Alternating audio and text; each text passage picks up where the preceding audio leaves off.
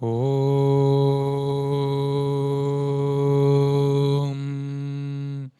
Agnanatimirandasya Jnananjana Shalakaya Chakshurunmelitam Yena Tasmai Shri Gurave Namaha.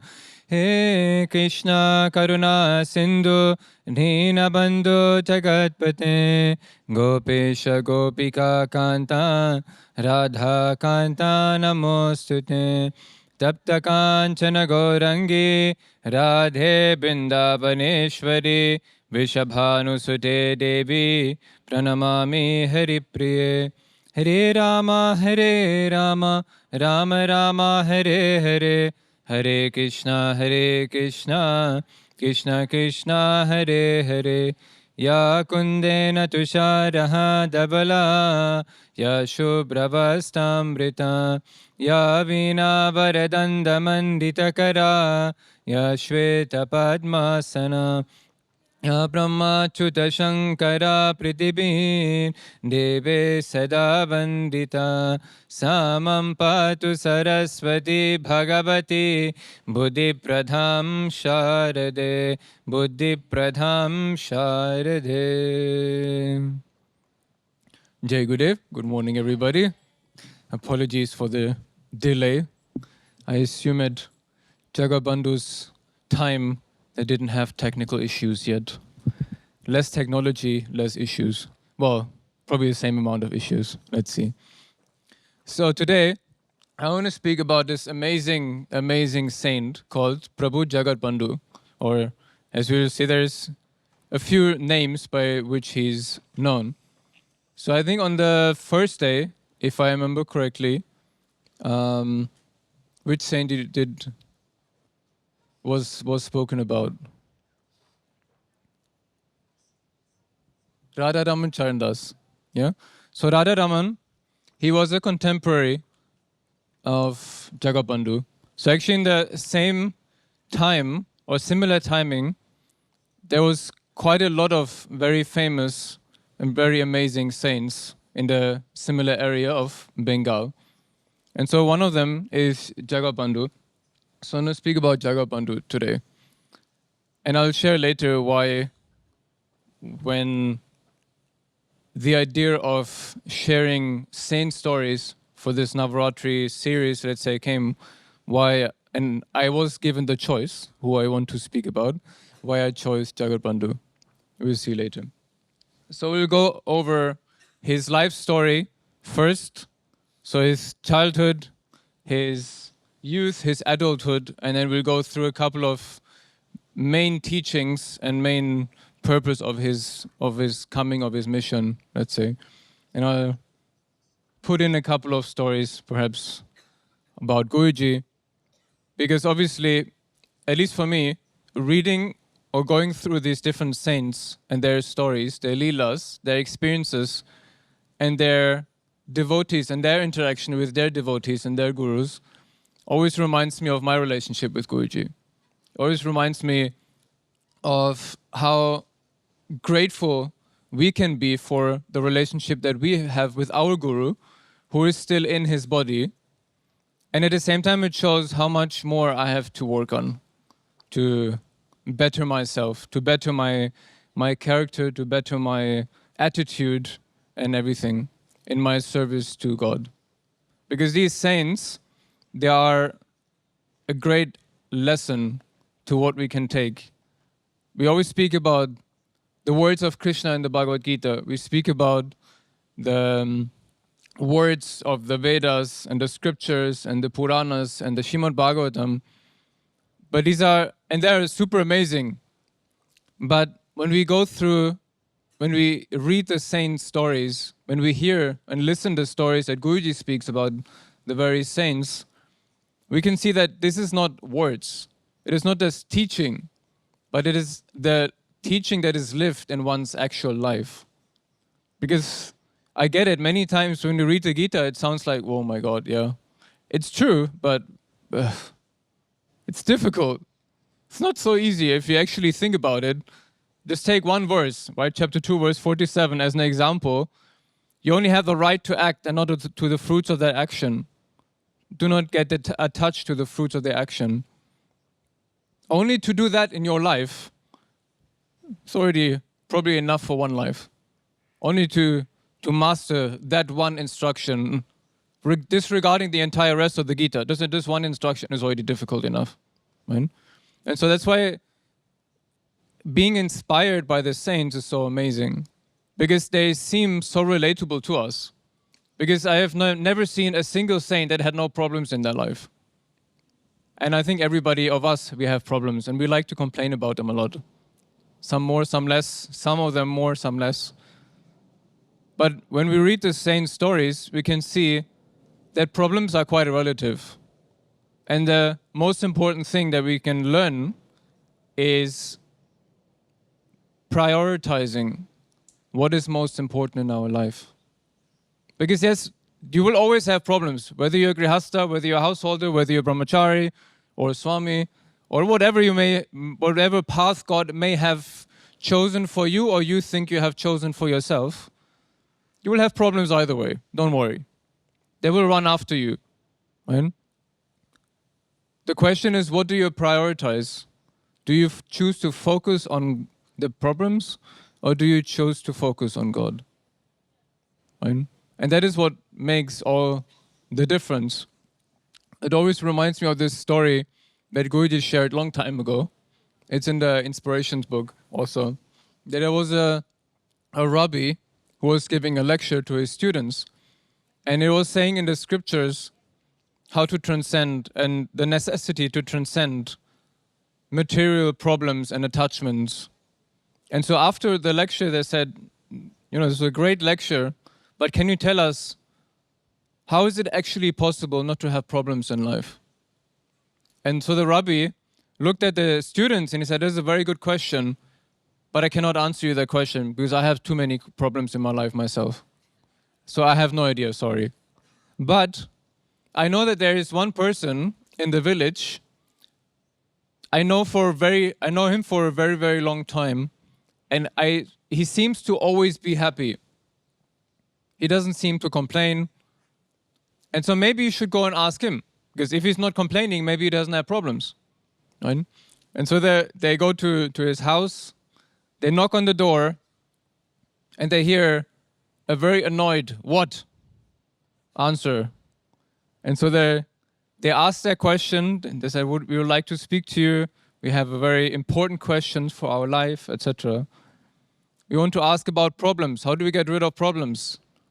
And he shouts out and he says, "Go away. I have no idea. I don't have problems. Ask somebody who has problems." Right? Because how can I help you if I don't have problems to show you how to get rid of problems? Right? And so that's the beauty about saints, actually. They do not complain about life. They love life.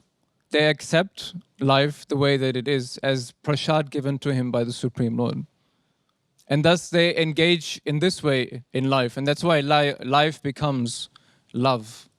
Life becomes beauty. Life becomes service. And that's the amazing thing about the saints. Of course, they have teachings, they have great quotes and inspirations and whatever. But that is the essence of why Guruji speaks so much about the saints. Right? We have the Saint Museum in the Babaji cave down with way more than 1,000 saints from the Hindu tradition mostly. And each one of them has their own unique story of how to inspire us. And Guruji collects all of them. And he has this obsession with collecting saints so that he gives us the opportunity to be inspired by all of them, to attain their grace, their blessings. As he said once, the smartest thing you can do is to make the saints your friends. Because the way that it works in the world also is that you attain success through connections, through friends, right? And if you have the saints as your friends, they know the Supreme. And so they can bring you to him. They can recommend you to him. They can inspire you to change so that you become ready to be in his presence. Right? And it's something that we will see a lot with Jagadbandhu also, is the power of simply the presence of a saint. The influence that simply his presence can have on someone's life, and the change that it brings. Yeah. So to start, obviously, I'm going to show his picture first. He looks a bit gloomy again. But actually, when you look through, you will not find an old picture of Jagadbandhu. You will always find this picture in which he's young. Right? And so Jagadbandhu, you can know him in various names.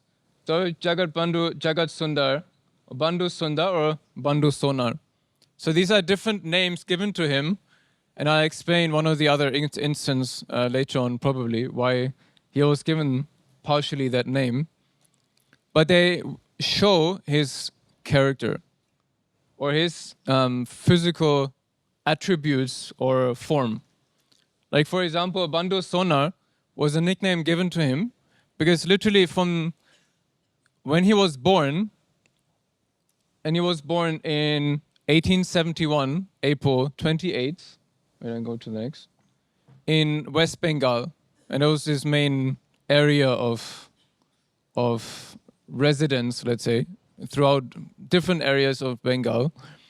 And when he was born, it was from a very beginning clear that he's not a normal baby, that he's not a normal child. And one of the attributes that could be seen, or symptoms that could be seen, as that his complexion seemed to be golden, that he was shining like golden. That's why he was called Sonar. Sonar means golden. Or one of the other names that he was given was Jagadbandhu Gauranga. He was given the comparison with Chaitanya Mahaprabhu, who was also in that radiance. Obviously, you don't necessarily have to think of his skin being gold, but he had this radiance about himself. From the very beginning, he was also extremely attractive, very beautiful, very sensitive, very, not only in terms of physical, but in terms of character and being and attitude. He was very sweet. He was very humble. He was very polite. He gave veneration to his parents, and so he was in many ways, physically and characteristically, he was perfect or pure in terms of being. And so as we go through his life, and that's what I like a lot about his life story, is there is very big extremes. His childhood, his youth, and his adulthood, and we'll see later the exact timings, let's say, but they are very extreme in the way his life went. Yeah? So he was born to Dinanath Nyaratna and Shrimati Bhamasundari Devi in Dahapada, and his father was a Sanskrit scholar. However, as he was born, at a very young age, he already lost his mother. So when he was 1.5 years old, he lost his mother. When he was 7 years old, he lost his father. Yeah? But before, his father took responsibility of his education, and he put him into a Sanskrit school. And he was actually, all his teachers were extremely impressed by his studies, because he could instantly grab what he was taught. Not just understand, but also remember. And so whatever he was taught, he would instantly remember and understand, and sometimes even ask questions which the teachers could not even answer. And sometimes he would ask questions that would refute the statements that the teachers would make. So he was extremely intelligent and extremely wise from that young age. This was before he was even 7 years old. Right? He would remember the stutis, the shotras from the Vedic verses by heart very easily. Yeah. And so his character or his nature in his childhood was described in this way. That yes, he was very polite, he was very beautiful, he was very attractive, he was very sportive, very playful. He had many friends, he would go play everywhere around. He was very athletic. And so as he would go around, he was also very, how to put it, naughty. He was very naughty, like Krishna also. And one of his characteristics specifically was also that he was very courageous. Like there was many leelas. For example, there was a river close to their house, and sometimes he would sneak out of the house and he would go to the river, he would untie the boat, and it was quite a strong river, and so he would go out with the boat, and his friends would go to his mother or his foster mother, let's say, and complain and call her, and they would get really worried. But he was never worried. He liked to have the adrenaline and fun. Similarly, they would go to the forest with his friends to play, even in the darkest forest with the wild animals. And sometimes they would see how do you say, like a hole in the ground, which usually the snakes might be possible that a snake would live in. And he said, be careful, don't step on the hole. And what he would do is put his foot in the hole. Right?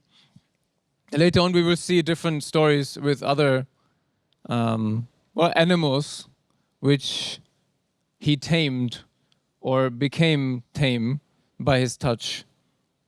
There was another story in which another lila that he would like to play is that he would like to go to the cremation ground, which was obviously, seen as very impure and very bad to go to. And so what he would do, sometimes he would lie on this kind of bar or this bed, prepared for the dead bodies to be burned. So he would just like to go there and lie down, play on this cremation grounds. And whenever he would come home, his friends would tell his foster mother, she would get very upset with him. She's like, you should not go there, it's very impure, you should go take a bath to purify yourself. Don't do it again, right? But he would never listen. And he told his mother, look, any place I touch becomes pure. How would I become impure? By the cremation ground. So from very young age, he had this wisdom and this sense of detachment and sense of transcendence in some way. So as I said, as he was studying in the Sanskrit school, obviously his mother had died already. His father took care of him in his education until he passed away also when he was 7.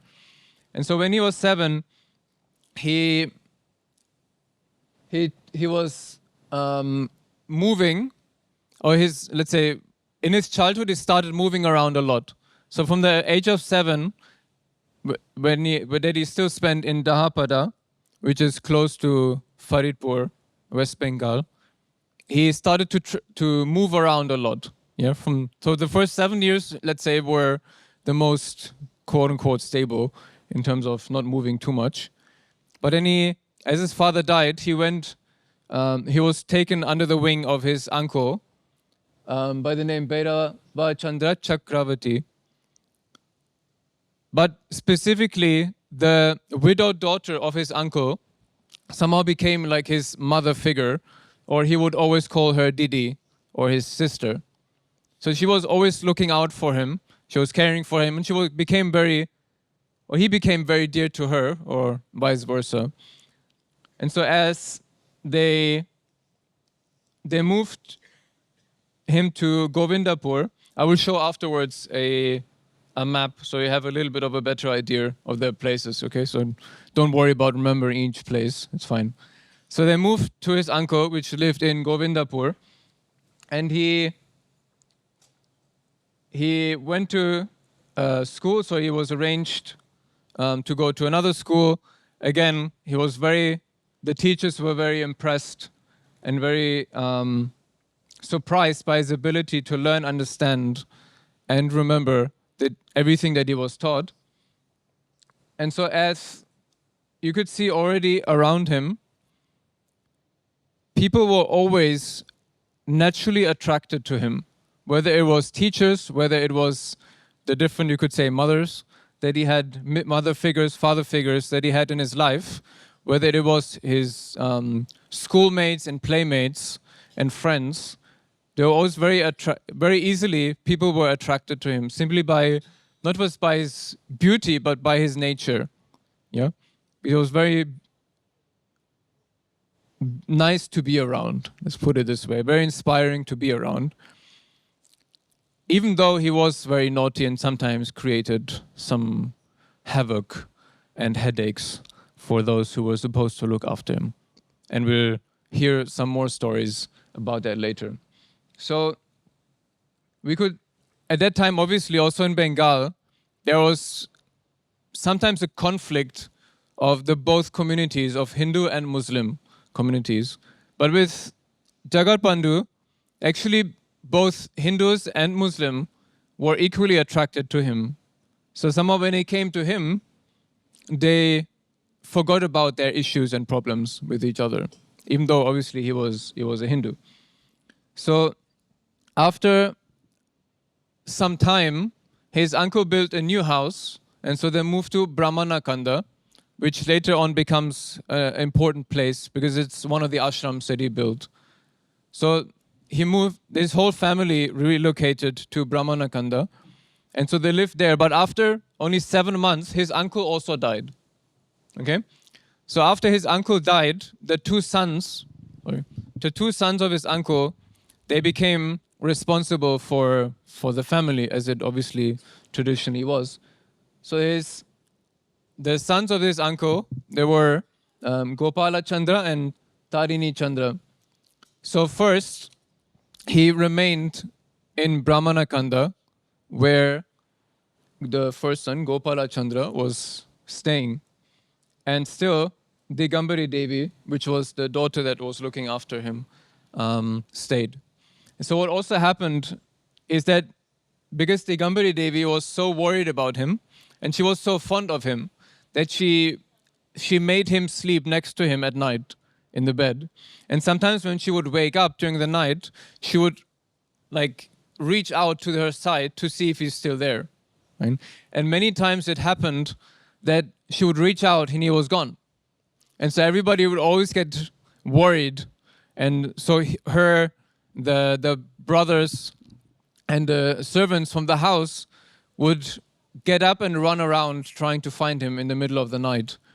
And actually, there's another quality of him, and it's kind of difficult for him when he was small, is that it was very difficult for him to hide. Whenever he was playing with his friends, he was always found immediately because his body from childhood was always emanating an amazing smell. And so it was very difficult for him to hide. So even as children, when they were playing hide and seek, he was terrible because everybody was always finding him. So the same when Digambari Devi and their servants would try to find him at night, they would always go after the smell, after the scent. And they would often find him under a tree, meditating, absorbed in meditation. And they would not want to disturb him. Remember that this was still before he was 10 years old. Yeah? And so he would sneak out very often and meditate. Yeah? And so after his uncle died, a few times they had to move. Actually, in his childhood, 2 times the house that he was staying collapsed because of a flood. And so they had to move, and they had to move again. And so this also at the age of 10 again happened. So again they had to move. And so this somehow ensured, let's say, his young part of his childhood or his youth. So I wanted to show you at this point a map. This is of mostly West Bengal. And I might jump back, flip back later again to the map, because obviously there will be many more places that I will mention. I highlighted just a few. So Dahapada, you can see at the bottom here, this is where he was born. Yeah. And so later on, he moved to the area of Faridpur, which is all the way on the right. Govindapur, which I just mentioned already, is like here. Okay, it didn't fit on the map. So it's where Ranchi is, a little bit more to the left. Yeah, Govindapur. So that's when he moved from Dahapada to Govindapur, and then later into Brahmanakanda, which is, and also later to the area. So the most of the part of this life later on, he spent around the area of Faridpur. Yeah, many times he went to visit Navadvip. He also went to Vrindavan, obviously, which didn't fit on the map either. Yeah, so he went a few times to Vrindavan. He went to Kolkata, which is also down here. I didn't highlight it, but it's Kolkata also here. So it's this area, let's say, that we're speaking about.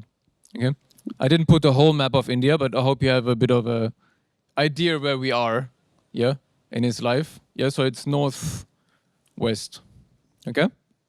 So I might go back to the map later just to show you. It always helps for me to have a bit of a image to put it into context. So for the second part of his life, that I said, actually you can see his three life parts are very distinct and very extreme, very separate. Yeah, as we said, in his childhood, he was very sportive, he was very playful, very joyful, very, you could say extroverted, very attractive, very active, you could say, naughty.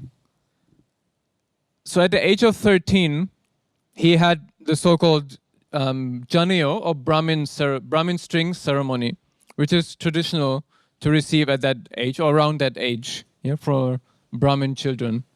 And so he received the ceremony at the age of 13. And from that moment, you could say he had as it was described, like a spiritual awakening. But from pretty much one moment to the next, his entire attitude and being changed a lot. So from previously being very active, sportive, playful, naughty, he changed to becoming very serious, to become very serene, very focused and extremely disciplined. So from that age on, he started to take a bath 3 times a day. He would wash his own clothes. He would always wear simple white clothes, and he washed them every day. He would wash them by himself. He would cook for himself. Remember this at the age of 13, okay? He would cook for himself only. He would do his Sandhya puja, the puja in the morning. He would do the puja in the evening. He would do japam. And from that age on, you would see more and more certain bhav awakening within him. And we'll speak about that a lot later also in connection with one of his closest friends at the time that he met at that age, actually. So when he was 13, he met later one of his best friends and closest companions or brothers, Ramdas Babaji, or his birth name was Radhika. And I'll speak about him later a little bit separately, just to not confuse both. Because he is also a very special saint and a very beautiful saint itself.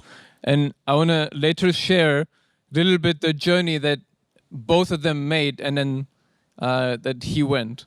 Because he took, you could say, in some way you could say Jagadbandhu was his guru, but actually he was his closest and dearest friend. Yeah. So the example I wanted to mention him here because he met him at that age. Jagadbandhu was 13, Ramadas was 8 at the time, so he was a bit younger. His birth name was Radhika, but the problem also in that age already was for Jagadbandhu that he was incapable to say Radhika's name, because the moment he would say Radha's name, he would go into bhav and fall unconscious. Instantly, he would go into bhav and just lose consciousness or start crying and whatever. And so he called him Sarita instead of Radhika, so that this doesn't happen all the time. You know, it's kind of annoying when you when you talk to somebody and you just fall unconscious all the time, right? It's not so practical. So he called him Sarita, and later he gave him the name Ramdas, later on. So we'll come to that later. So from that moment, as I said, his character changed a lot. And so more and more often you could see that he would be lost in thought, lost in meditation. So even though he was still going to school, and he was very good in school, but he started to all of a sudden be less involved, less interested. He would sit in the back row and often just even skip school, because he would just sit somewhere, meditate, chant, do japam, and sing. And so soon, as they could see this change in his character, they thought maybe it's better to move him somewhere different, to have a change of scene. Of course, for parents, obviously they weren't directly his parents, but sometimes you get worried about when your child is too spiritual, because you could say a similar story with Guruji's life. I guess you all know Guruji's childhood stories a little bit, which his parents were not too supportive. I guess the nice thing for Jagadbandhu was that those who looked after him, they were always very supportive of him, right? Even though, of course, parents might always have their own ideas, they were very supportive. In comparison to Ramdas Babaji, who had a very difficult life. He was sent to his uncle, who would beat him every day. He would tie him up to a tree and not give him food for days, just to try to get him, to rid him of his spiritual inclination, to stop him from chanting. Yeah. So Jagadbandhu had a much more supportive surrounding, let's say. But in a sense, you could also attribute it to his own nature, because whoever met him, whoever came into contact with him, was somehow immediately under his spell. Could not do anything else but somehow support him and be in love with him in some way, right? And so they decided to move him to the other brother, to Tarini Chandra, to Ranchi. So if you go back one time. So they moved him to Ranchi, which is here. Yeah, so it's not so far away from Govindapur. Yeah. So they moved him to Ranchi. Yeah, sorry. And again, there he was arranged for him to go to the school. And actually, one of the first things that happened is that as he moved in with his, you could say, other uncle, that one of his neighbors had a very wild horse. And as one day Jagadbandhu came home from school, he saw the wild horse and the neighbor fighting with this horse, trying to tame him. And he said, I will tame your horse, don't worry. And Tarini Chanda and the neighbor said, stay away from this horse, he will kill you. He's very dangerous, never go near to him. And so one day, when the neighbor and Tarini Chandra came back from work, they were missing the horse. So the horse was gone, and also Jagadbandhu was not home. And so they were very worried. They said, I don't know what happened, And so they were waiting, and they were searching and looking around, and they couldn't find him. And at some point, they could see down by the street a horse coming towards them. And they were getting more and more worried. They said, probably it's just a horse coming back. He wasn't listening to us as usual. He took the horse. The horse went with him, dropped him off somewhere, killed him, and came back, right? So as the horse was approaching, they could see Jagadbandhu sitting on the horse like it was a normally very friendly, tamed horse. He got down from the horse. He gave him back to the neighbor and said, now your horse is tamed. You're welcome. And so you could see he once said what he said actually, I think I wrote it down somewhere. Oh yeah. He said to the neighbor, even a lion turns into a mouse when he comes under my control. And so he had many of these amazing statements that he would just give out, which are quite intense for a child that is 13 to 15 years old, right? Or even younger before, right? And so, again, in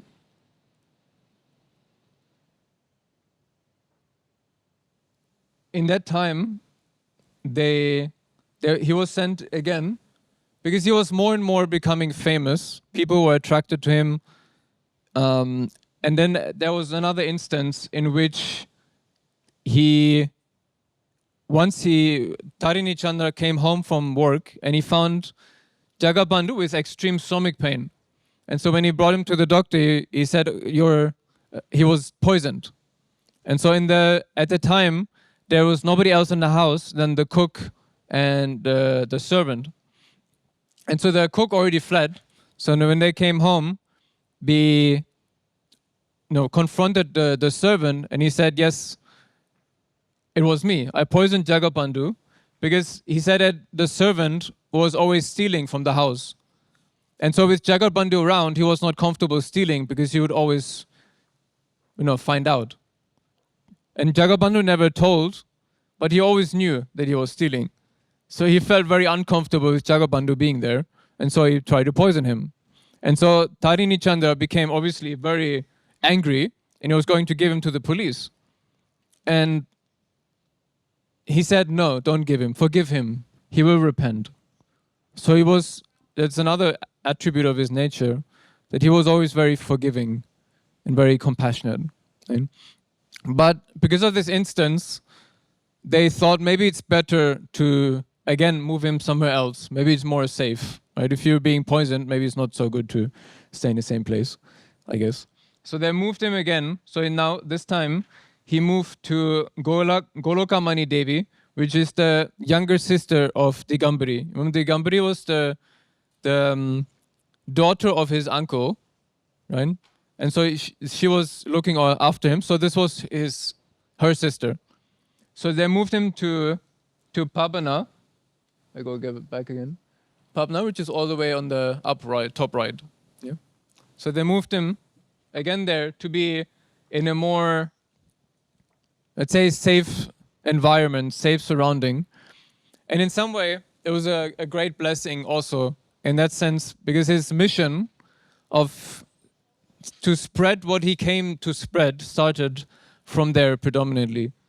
So especially in that time in Pabna, the more and more and more people started to become attracted to him and saw him for not just a normal person, but a very special being, right?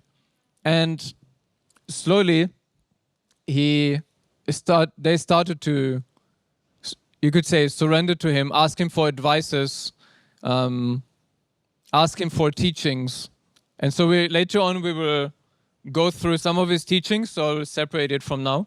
But that's when he started to give some of his teachings. And they were very simple, and they were very few, but they were very specific and very clear. Yeah. So we'll speak about the teachings later on, but this is the time in which he started to give his teachings. But one of his main teaching, beyond all other teaching, was Kirtan. He said, you may do or may not do many things in life, but you have to do Harinam. You have to sing. You have to chant the name of God. You may do many other things or you may not do them. Doesn't matter. But you have to chant the name of God. Right? And so in that time, he started to do that. And so he actually also had a very, how to put it, unlikely friend that he made in Pabna. And his name was Haranakshepya. It's a very interesting story somehow, and I cut it a bit short because it's a whole different saint, or he was considered to be a Mahapurusha himself, or an incarnation of Shiva, actually. And so there was the most strangest friendship that could possibly be, because on one side it was Jagadbandhu, who was spotless, pure, beautiful, always clean, always conscious about his speech, always sweet in speech and polite. On the other hand, you had Haranakshepya, who was not even known how old he was, but it was said that he has seen many generations of fathers and grandfathers. He was very old. Jagadbandhu was very young. Haria Kshepya was very ugly, very old, very stinky, and very dirty. He would live in an old abandoned house with many snakes in the bad part of the city. But Jagadbandhu loved him very much. He would always hug him and spend a lot of time with him. He would go to his house, he would come to his house, and they would always be absorbed in speaking about the names of God and the stories of God. And so they would always be seen together at that time. And he would actually affectionately call him Shiva. And he would, Haria Kshepya would call him Prabhu. And that's why from that time, he was known as Prabhu, Jagadbandhu, and Shiva, as it was somehow his nickname. And Jagadbandhu somehow privately shared once that he is Advaita Acharya, or he was Shiva, being there in disguise. Right? So they were complete opposites. And so in that time, as I said, many, especially the youth of Pabna, became very intrigued and very attracted to him, and they started all to join his Kirtan parties. So he started, as one of the main things that he started his mission with, was that he started to organize Kirtan parties. And all the young people would come to his Kirtan parties. And even though, yes, he was a great singer, he always had love for Kirtan from his very young age. The lead singer of his Kirtan parties was Radhika, or Ramdas Babaji, his closest friend. And he was known as, he had the most sweetest voice one could possibly imagine. And every moment, the moment that he would start singing, Jagadbandhu would go into trance all the time. Right? And he would love singing since he was very small. And so they started to do kirtan and singing. Everybody was coming to them. And so they were the parents of all of those young people. They become very worried, because they were starting to care less about school, about education. They were worried that their children may be so intrigued by Jagadbandhu that they will renounce the world and become sannyasis or renunciants. And so they were quite against Jagadbandhu. And so they decided that they want to kill him or want to get rid of him. And so even though the youngsters, they found out and they warned Jagadbandhu, but he didn't care about it. He was like not worried at all. And he said, and we see that later in one of the quotes from his teachings, he said that many atrocities will be committed upon this body, but no one will be able to kill it. Suffer violence, but do not be violent. You may also have to face violence. Move about fearlessly in life.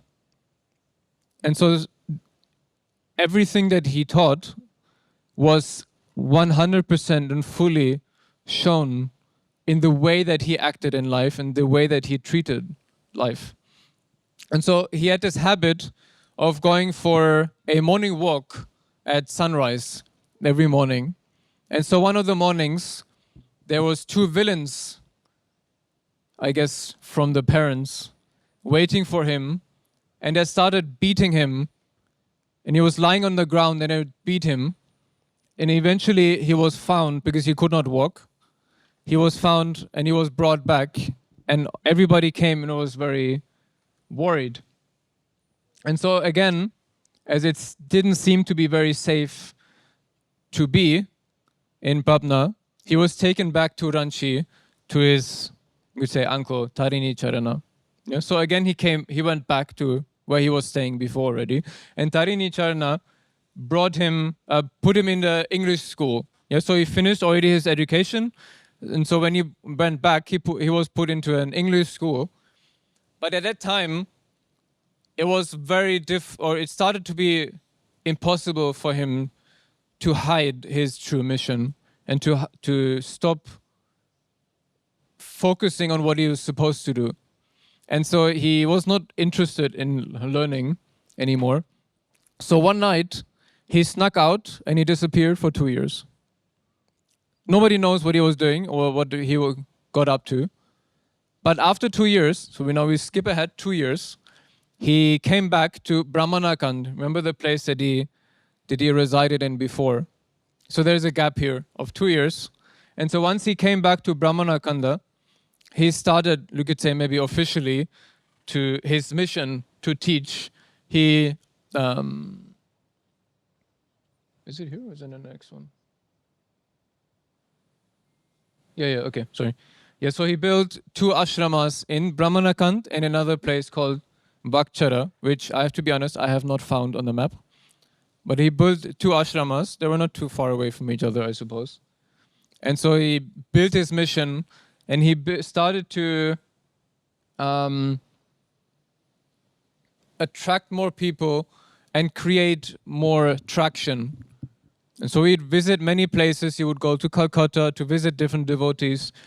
And one of the things he would do is that he would always create kirtan parties, to do kirtan regularly, right? And so he actually created 7 kirtan groups, which each contained of minimum 2 mridangas and 4 manjiras, and sometimes hundreds of people.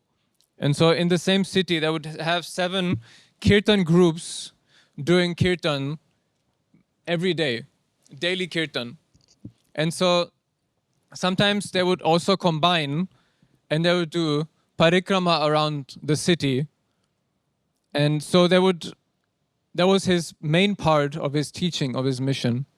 And in this time, he would meet many contemporaries of his time. And I don't speak too much about them, but I want to mention them a little bit. So later on, he met also Radharam Chandas, which you already heard the story about. He also met, sorry, put this more up. In that time, he also met Vijay Krishna Goswami, which is another amazing saint from the time. I don't know if have you heard of Vijay Krishna Goswami? No? Okay, I don't want to go into the stories too much, but he was very tall, very big person. Yeah, Vijay Krishna Goswami from Varanasi. If you want, in the museum up, we have all of their relics, right? So up in the museum, when you enter in the red carpet area, when you go to the right towards the Babaji cave, there's these 3 vitrines, right, which are in the front. In the middle one is Chaitanya Mahaprabhu, right? On the right vitrine, you will have all of them.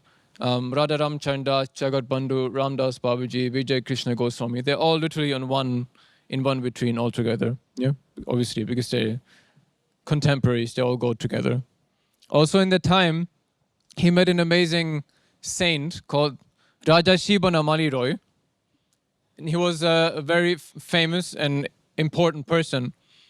And so as one of those kirtan sessions they had, there was Rajarshi, or at this time Banamali Roy, was arriving with his guru on an elephant. And he saw the kirtan party, and in the middle of those many people singing the name of God, he saw, as he said, a golden complexion, 20-year youth who was shining like gold, absorbed in the name of God, tears flowing from his eyes, and he was trembling with bhav. And so as he saw him, he ran towards him, and he surrendered ultimately actually to him. He invited him, please come to my house and bless my house with your holy feet. And so the next day he went to his house, and he basically pretty much instantly became his devotee. And there's a bit of a different story, a longer story, but he was tasked by Jagadbandhu to put together and to publicize the works of the Goswamis. So he was that was his main seva. So every command that Jagadbandhu would give him, he would follow it, like Guru Adesh. And so that was the main seva that he was given by his guru. to bring the books and the teachings of the Goswamis. As I said, another person who was always with him was Ramdas Babaji, or at the time Radhika. And she was always the main lead of his kirtan, of his singing. Everybody was always like enchanted by the amazing voice of Radhika.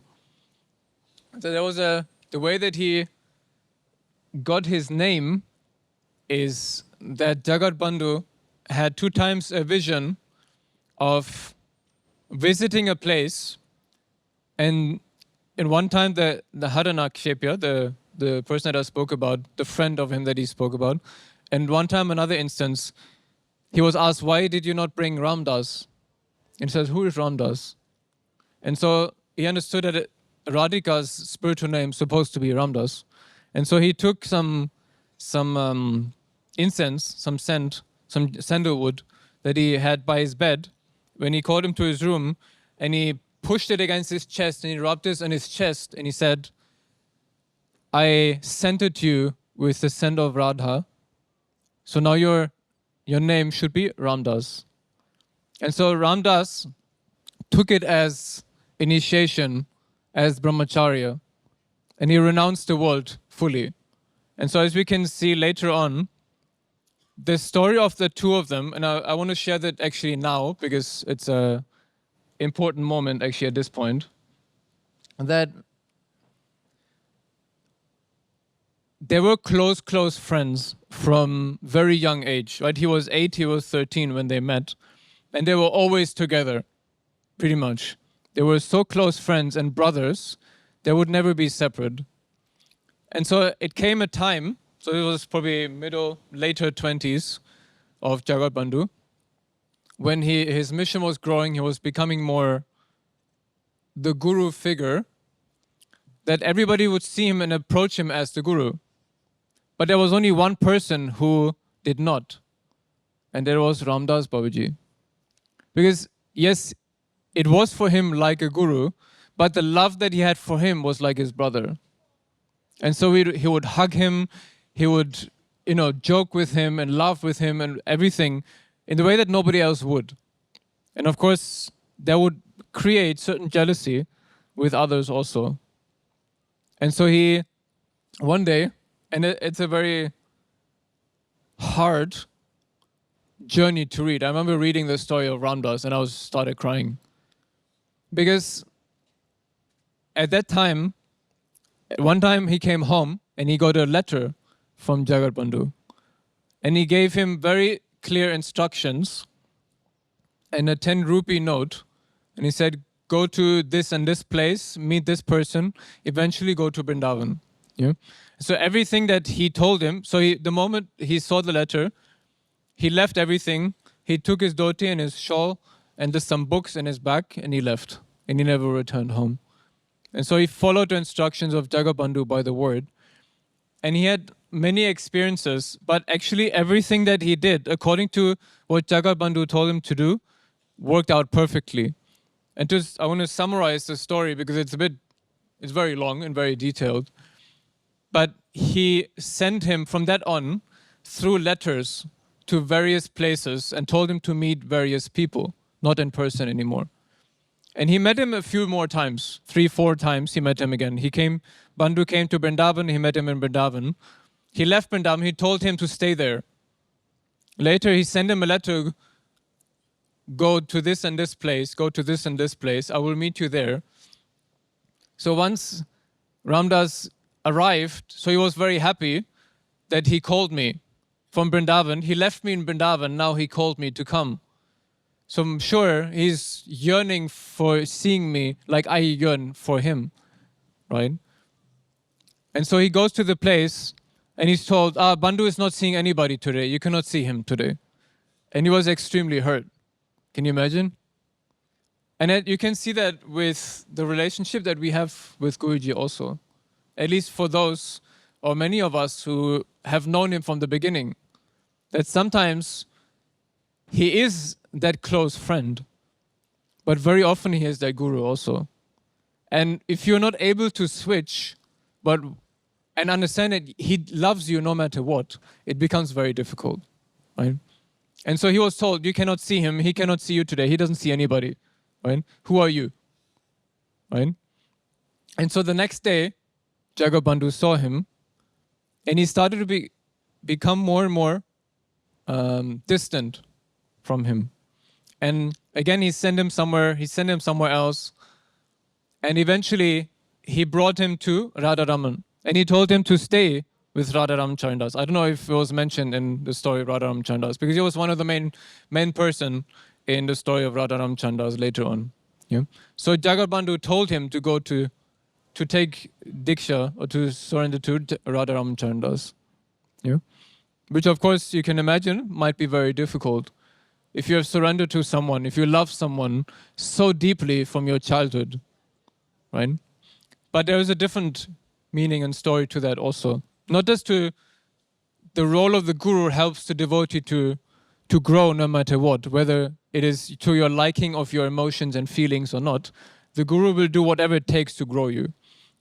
And so what Jagadbandhu said to his devotees when he called him to come to Calcutta from Vrindavan, he said that there is a beautiful flowering tree that will come from Vrindavan. I had seeded a plant and I had left it in the climate of Vrindavan to grow.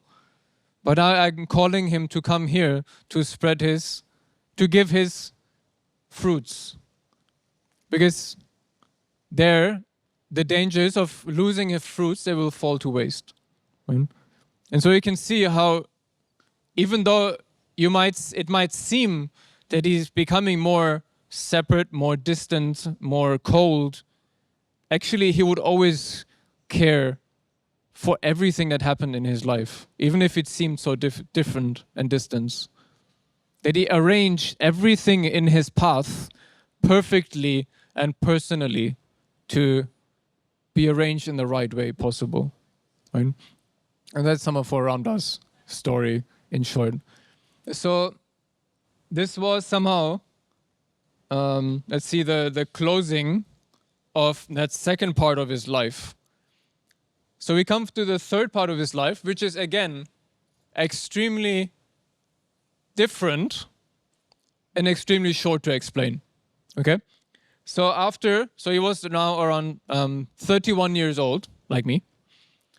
So at that time, as I said, he already arranged 2 ashrams, many followers, certain teachings to be given already. And so now what happened is that he went to Goyala Chamatapalli, which is close to Faridpur, and he stayed in a place which was then called Sri Angana Ashrama. And so he went to his room, and he didn't come out for 16 and a half years. Okay? So he went to his room for 16 and a half years in silence. He didn't speak a word. He didn't allow a candle to be lit. He did eat very little. He barely drank, and he barely slept. And that is all that is known about those 16 and a half years. So there's not much to speak about it. And after he came out for about 2.5 years before he passed away in 17 September 1921 in Faridpur. He passed away. Also, these last 2.5 years is not much known about it. But even leading up to this 6.5 year seclusion, he was more and more unable to look after himself. Very often he was so much drenched in bhav, in absorption, they would literally just forget to put on clothes. He would just run around naked. He would have to be looked after like a child. Also afterwards, he was acting sometimes quite crazy. And that's why even his devotees, and that's why you don't really see any old pictures of him, don't really know what to do with him in that age, how to relate to him. Because he became somehow very unrelatable in some way, because he was so much gone, you could say, maybe. This absent-minded focus on the Supreme so much. Right? By his devotees, he was considered to be the dual incarnation of Chaitanya Mahaprabhu and Nityananda. Nityananda Prabhu and Chaitanya Mahaprabhu, combined. As Radha and Krishna is said to be combined in Chaitanya Mahaprabhu, he was considered to be combination of Nityananda and Chaitanya Mahaprabhu by his devotees. Right? Guruji never actually spoke much about Jagadbandhu. Yeah? So this is what is known about the last part of his life. So going into the last part, which is this is a picture, so you've seen, of Radhashi Banamali Roy, the story that I told about him. And this is the picture of Ramdas Babaji, his close childhood friend. Right? So now to very shortly for his teachings I actually missed that part. So short. Yeah.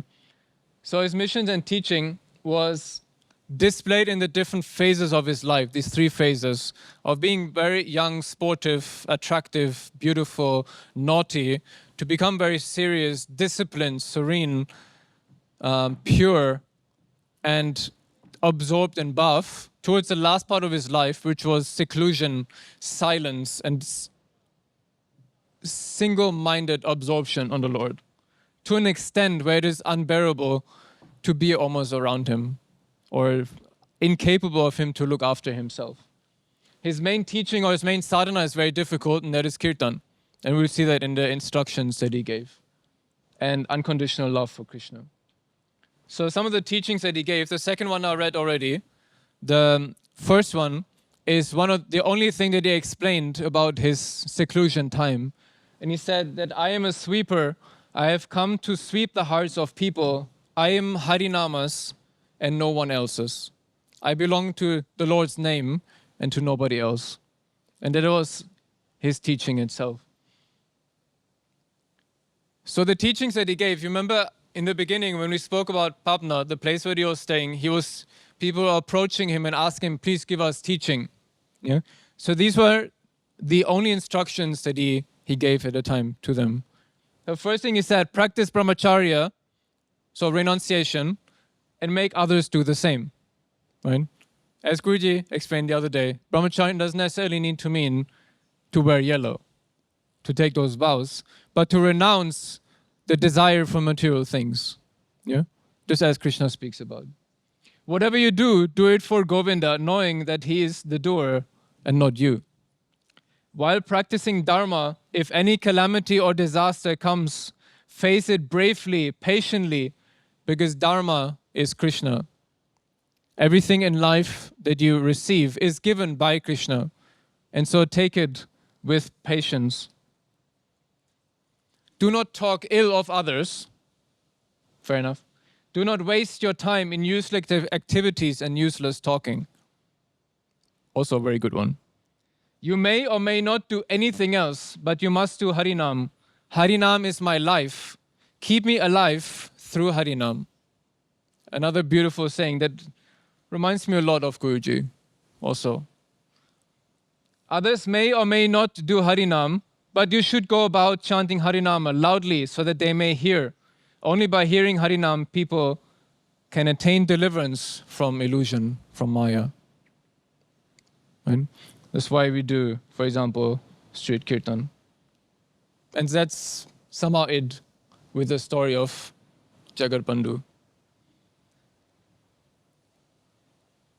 There's many correlations to Jagadbandhu and to Guruji's life, as I'm sure you have thought about Guruji many times in hearing his stories and the different leelas. Luckily, Guruji didn't disappear for 16 years yet, and I hope he doesn't.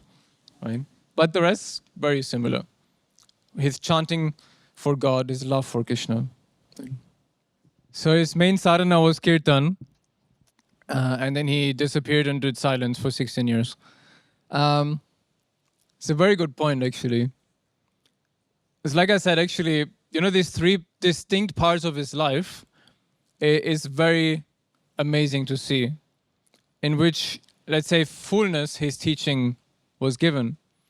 Because for the middle part, predominantly Kirtan was so important, the external worship and glorification of God.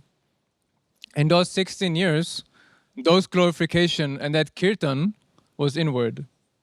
And so that's in the way that Guruji also teaches us, right?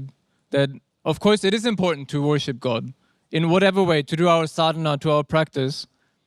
But where does it bring us to? It is supposed to bring us within our heart, to experience Him inside of ourselves, right? And that's what He showed in that time, is that He expressed God and the relationship that He has, the love that He has to God in the external way, and then later He experienced it in the internal way. Right? So He showed, in an extreme way, He showed both in His life. Right? I think that's the meaning. Somehow. Yep. Any other questions? Yep, here. In the back, there's another one.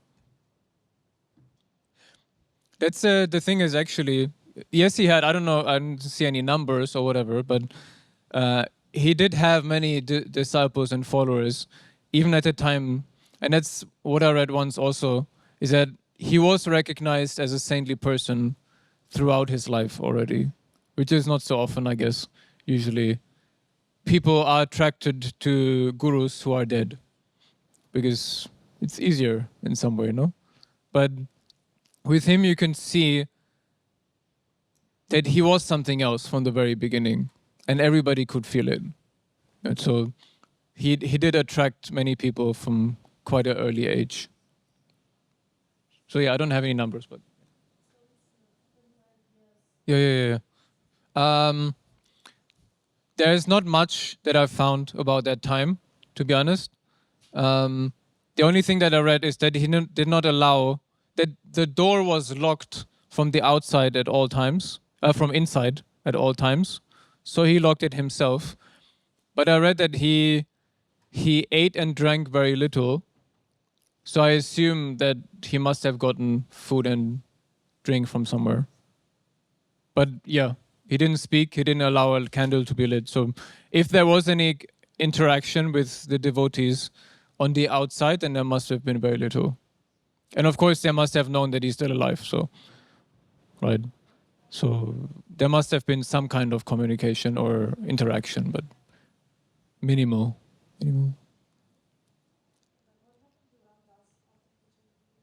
What happened to Ramdas Babaji? It might be a satsang for a whole nother satsang.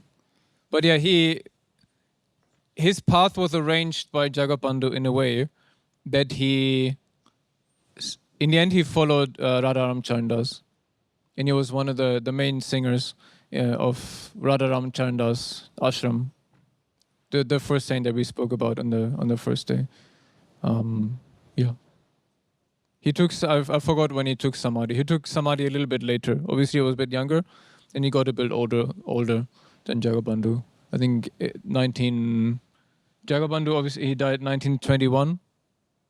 I think Ramdas Babaji was 30 something, I think. I don't remember right now. He was taken care of, let's put it this way. But actually, it's amazing to not to go too much into his story. There's a different saint, I guess, but it's amazing to see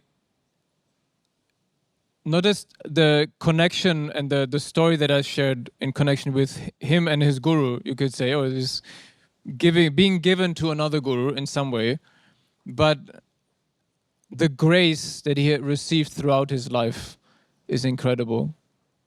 The grace of his guru, even if he was not there. So when he was asked to stay in Vrindavan, he was picked up. He met a lady in the train to the Vrindavan. He was told, you will meet somebody who will take care of you. Right? He met an old lady in the train who said, come with me, I will give you shelter. Because he shared a story, he said, I don't know where I'm going, whatever. She said, I will give you shelter. So she went into her place, into her house, and when he turned around to close the door, she turned around, she was gone, she disappeared. Later on, he had the darshan of Yogmaya also, of the Divine Mother. And so throughout his life, it's really amazing to see how Jagadbandhu, even though he, you could say in some way, pushed him away physically, he always planned out his route and his path to go. And how every path he would take, he would shower him with his grace. And he, in some ways similarly, he experienced similar bhav than Jagadbandhu later on. Again, he had the same symptoms of, falling unconscious and crying every time he would chant his name. I asked Swami Akash the other day, did Guruji ever spoke about him? He checked in the database, Guruji never mentioned him. Why? I don't know. The question was why Guruji never spoke about him in satsangs or whatever. So I'm not sure. But yes, he visited his place in one of the pilgrimages. I wasn't there, but I heard that he visited his place. Tushti was there, it seems. Swami Ruti was there also. I remember he spoke. Whatever you do, do it for Govinda, knowing that he is the doer, not you. Krishna says that much also in the Gita, right? Yeah. Actually, I just remembered. Yeah, you can ask question after. I just remembered one thing before I forget. Because I said in the beginning I would share why I chose Jagadbandhu and why he's so special to me somehow personally. Because I was reading, obviously Guruji gave me the duty to look after the Saints Museum. And he's one of the saints that have been there for the longest time, right? There's saints that come all the time, but he's been there for a while, right? And it's always so inspiring to see how Guruji treats them. And it's not like artists' items or stories or pictures. They're actual friends to him. And I remember reading, so obviously I wanted to read more about the saints that I'm looking after. And so I was reading the Saints of Bengal. If you haven't read the book, one of the best books I've ever read, so I can definitely recommend to read it. Most of these saints that we speak about, Radha Ramchandras also is there. So as I was reading the story of Jagadbandhu, as I said, the moment when I connected to him instantly was when I read, like, in the beginning of his life, he was a certain way. When he had this sacred thread ceremony when he was 13, he changed a lot in the way that he acted. And for me, actually, it was exactly the same. When I was young, now I'm old, but when I was young, I was very sportive. I played tennis, I played football, I played anything with a ball and without, and biking and everything, right? And maybe I was less naughty, I don't know. I'm not sure. Maybe my parents should judge that one. But I also became brahmachari by Guruji's grace when I was 13. And in somehow it was not such a big change, but it was around that time that for me, it changed my priority in life, for sure. The moment I met Guruji, obviously 3 years before, it changed my priority a lot in life. And so similarly, not like him, obviously, I don't want to even closely compare myself to him, far away. But in terms of life story, it reminded me of my story with Guruji a little bit also. In terms of also the way that, like, I remember Digambari Devi made him sleep next to him because she was always worried about him. It reminded me that at that time, I was sleeping, I was sharing the room with my dad, because in the house where I grew up, there was a time when all 5 of us, family, we were brahmacharis, right? So first my brother and me became brahmacharis, then my parents became brahmacharis, and when my sister became brahmachari also, when she was like 8, right? And so we were all brahmacharis in the house. So obviously my mother and my dad couldn't stay together in the room, right? And so we didn't have enough rooms. So my mother took my room and I went to my dad's room, right? So at the time, my dad was extremely disciplined with kriya. Every morning, every evening, 2-hour kriya, you know. And I was supposed to go to bed because I had school in the morning, and I already got up around 4:30, 5 o'clock in the morning to do meditation. To do later on, a little bit later, I got Kriya, but before we were doing mudras. Yes, we're doing 45 minutes mudras. Then we did our morning prayers, just like in the ashram. Then we had breakfast and we went to pray. It was little like little ashram, right? It was amazing. And so at the time, as I was told to go to bed, my dad went to go to Kriya and whatever, and he would come later. But I also wanted to do my mudra in the evening. So I wanted to do meditation in the evening. So what I would always do is that I would pretend to go to sleep. Once I would leave the room, I would go sit down to meditate. And then when I would hear my dad coming up the stairs, I would quickly jump into the bed and pretend to sleep. But I had to make sure that I hear him early enough because we had a waterbed. And so if you ever slept in a waterbed, you know that if you jump in the bed, it takes a while to calm down because it's moving, it's water, right? So that reminded me of that a little bit, somehow that how he would sneak out to meditate. So there's somehow a lot of inspirations from his life that somehow made me appreciate a lot the grace Guruji had given me to be able to allow to know him at such a young age. Somehow. But that's why I chose him, because somehow he's one of the saints that is closest to my heart.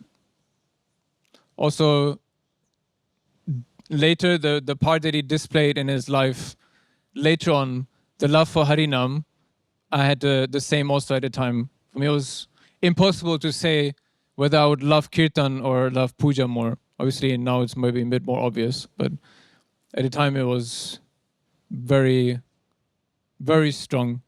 For me, also, the idea of discipline and everything that he displayed was qualities which were very important, which are very important for me also. So he's a great example for me in general.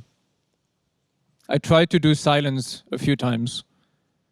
Like there was a few brahmacharis, because I read the story obviously, and he's 16 and a half. It's a bit too long time to be in silence, but there was a time a couple of years ago where there was a few brahmacharis, especially at the time Swami Tusidas, who Guruji told to go in seclusion for 40 days, to stay in his room, to be in silence and everything. And I was like, this sounds amazing. That was around the time when I read the story, and I was like, I want to do that too. And I tried to ask Guruji 3 times. He always said, no, you have to speak more, be silent less. So, yeah, everybody has their own directions. So it's good. And I guess then he gave me orange, so I had no choice than to speak. Yeah. I think you had a question, no? Oh, that was your question. Okay, you're welcome. Anybody else had any question? Oh, yes. Okay, so the first question, to research in general about the saints, sometimes it is very easy, sometimes it is very difficult. So Gaudiya Sampradaya, for example, which, there's some on the Gaudiya direction, it's more easy to find stories and leelas, obviously through ISKCON, etc. It's more easy to find stories. Some saints, it's impossible to find anything.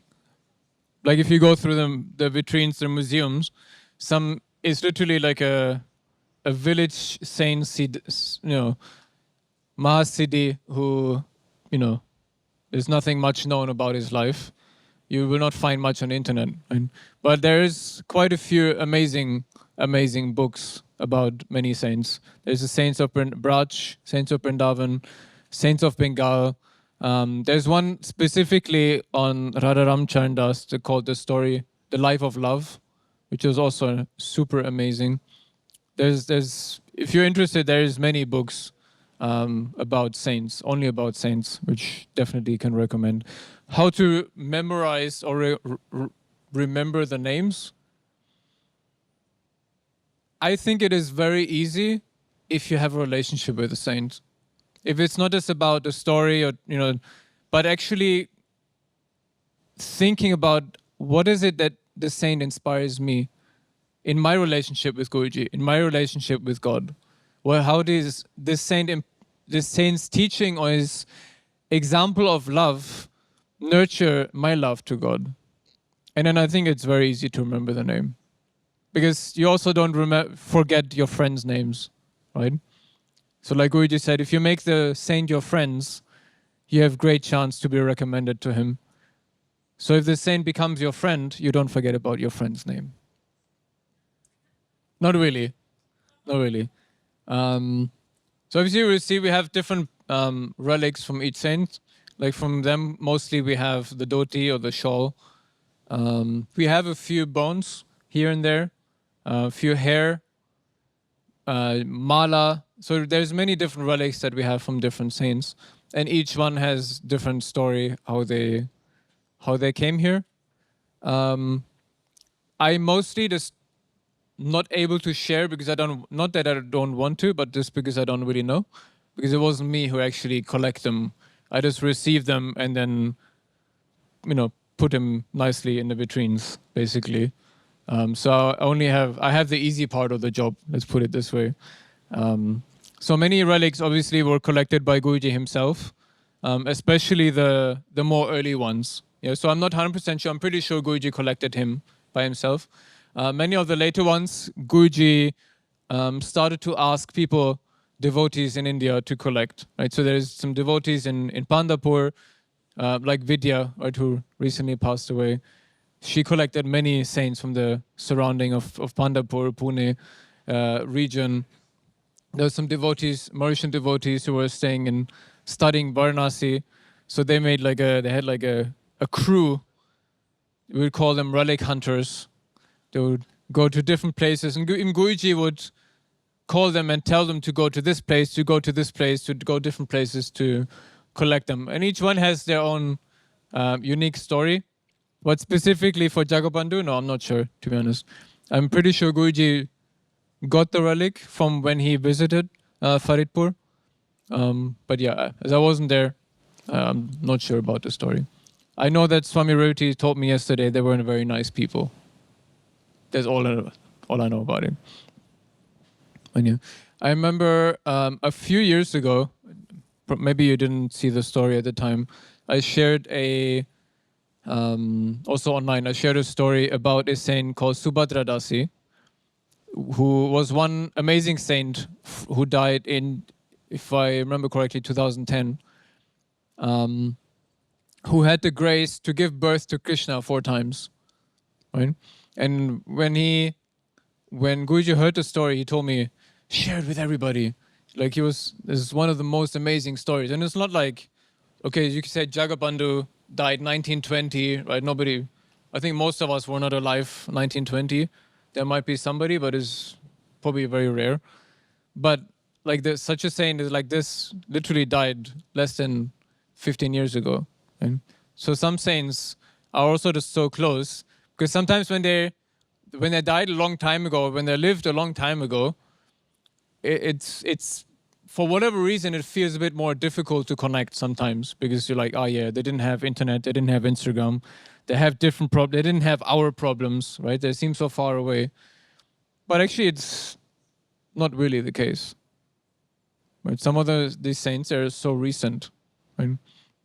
I remember there was one saint who Guruji told him, he was very specific that he wants a relic of this saint. And so they went to the ashram, they asked, can we request a relic? Well, there's different ways how you can ask, right? So they asked him, they said, no way. Okay, what to do? And so Guruji told them, no, go back again tomorrow. And so actually they went back 18 times, if I remember correctly, the counting. Because Guruji told them, because they were supposed to go somewhere else already. Guruji said, no, you stay until you get a relic. And so they kept going back, trying to ask different people, try to reach to different head of the ashram and whatever else, to ask different, up the ladder, can we have a relic of your guru? And they all said no, right? They went back and back and back and back. Guruji kept telling them to go back again and again and again and again. And then one morning they went again, And before they were going to go, because they were like, at some point we have to leave, right? So one time they said, we go, we ask again. And so when they went in the ashram, they were waiting for them. And I said, here's the relic of our guru. And they were like completely complex. And I'm like, what happened all of a sudden?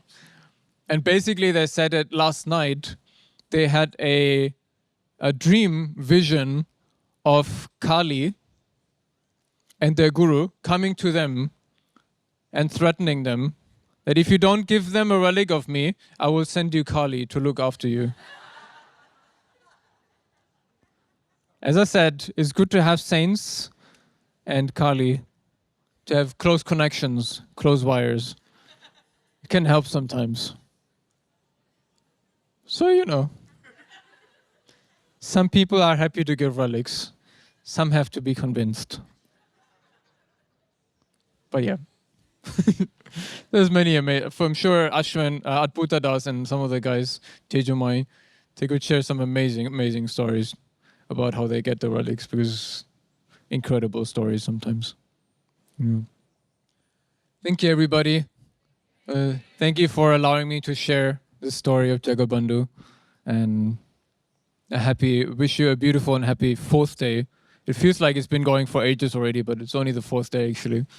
Kushmanda Devi, the universal supreme mother, the mother who is known as Kushmanda Devi because her favorite prasad is pumpkin. So who knows, maybe there's pumpkin soup for lunch, who knows. Om